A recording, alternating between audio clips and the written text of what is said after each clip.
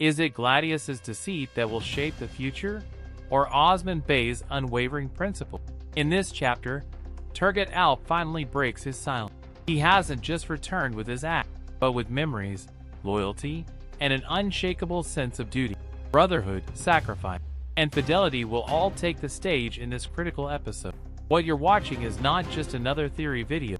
It's the reflection of a nation's legacy extending beyond the screen. If you're ready, let's walk this path together. Like the video, subscribe, and share your thoughts in the comments, because this story isn't just about a TV series, it's about all of us. This is a breakdown of Kuruluş Osman episode 191, a tale of departure, alliance, and the blade that moves in the shadow. A significant farewell is about to unfold. For narrative and historical consistency, both Orhan Bey and Nilüfer Hatun are temporarily stepping away. Orhan, the son of Osman Gazi and future ruler of the Ottoman state, must remain alive to stay aligned with historical truth. The writers acknowledged this and chose to send him away on a strategic mission rather than force a dramatic exit. Nilüfer Hatun, the beloved daughter-in-law of Osman Bey, also depart, tasked with carrying out a mission tied to what's coming in the next season. But this is not a goodbye. It's the beginning of a return, a conquest, a rebirth. As Season 7 has already been confirmed, her eventual comeback alongside Malhan Hatun is part of the bigger arc. So why now? Because the path of Osman Bey is no longer limited to the battlefield. The struggle now includes diplomacy, espionage, and calculated alliances. Orhan's departure represents the growing influence of statecraft over brute force. Amidst this shifting landscape, the Byzantine emperor sends a formal invitation to Osman Bey under the pretense of confronting the Mongol threat together. He proposes an alliance to save Bursa, but in the background, Gladius continues his manipulation, telling the emperor they'll deceive Osman, use the Mongols, and eliminate him. Gladius's true aim isn't loyalty to Byzantium or the Mongols. He dreams of founding his own kingdom. Throughout all this, Turgut Alp stands silently by Osman's side like a shadow.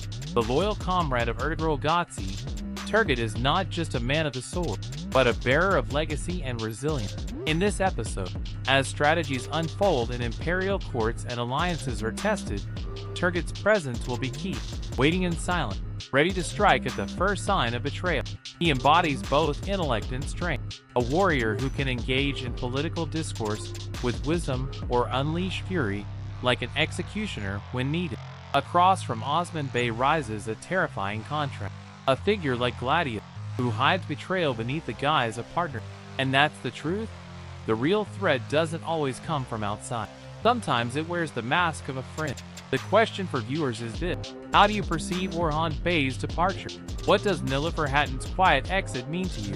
Should the Byzantine emperor place his trust in Osman Bey, or will he be swayed by Gladius's web of lies? In the upcoming episode, we'll witness Sophia's transformation from who she once was to who she has become, not through formal negotiations or war council, but through the quiet weight of emotions and the burden carried by those with a nation on their shoulders. Halime, once a girl who couldn't even recall her own name when she looked in the mirror, now walks steadily toward her true identity. Every step she takes on Kay's soil awakens a memory, a piece of truth buried deep inside. On one side, she's Halime, the daughter of Osman Bey. On another, she's Mariam, shaped and trained as a spy. And somewhere in between, she's Pina, the name Sophia gave her. These three versions of herself clash within her, but it's clear Halime is now turning toward her real family. The kindness of Bala Hatun, embracing her with a mother's warmth. Osman Bey's firm yet tender gaze that silently said, "You are my daughter," and the protective stance of her brothers Orhan and Aledin. All of it pulls Halime toward the life she was meant for. But even as she finds her place, the past doesn't vanish so easily. That's where another heart enters the picture. Sophia, a woman who once used Halime as a weapon against Osman, who lived among betrayal and lies for years, is now falling into silence and sorrow. Though she never said it out loud, in her heart, she knows she raised a child. What began as a tool became something far more human, an emotional bond she didn't expect. If even enemies have a conscience, then Sophia's is stirring. Halime may now be moving closer to her real family, but for Sophia, that bond remains unbroken. Night after night, she whispers to herself, "You are my daughter, Halheim. You may see me as an enemy, but I gave you my heart as a mother." To her, no one, not Osman, not Bala, has the right to take Halheim away. Sophia believes, deep down, that Halheim will come back to her. This isn't a trick or an obsession anymore. It's the only way she knows how to love, her own version of motherhood, shaped by loss and desperation. But is that love enough? Can Halheim's forgiveness be earned by Sophia's silent tear? That's where the real question begins. In another corner of this complex tale lurks Begum, a woman who infiltrated the tribe like a serpent, whose very presence oozes betrayal. She plotted in the shadow, not just against Osman Bey, but against every member of the K lineage. And yet now, she finds herself increasingly isolated. Her scheme, once carefully crafted, had begun to unravel. Yusuf Bey's death stripped away the last fragments of her humanity. What remains is a figure driven solely by vengeance and bitterness. But the patience of both the viewers and the characters is wearing thin. Soon, those masks will fall, and what lies beneath won't be just a traitor, but a broken woman, consumed by her own emptiness.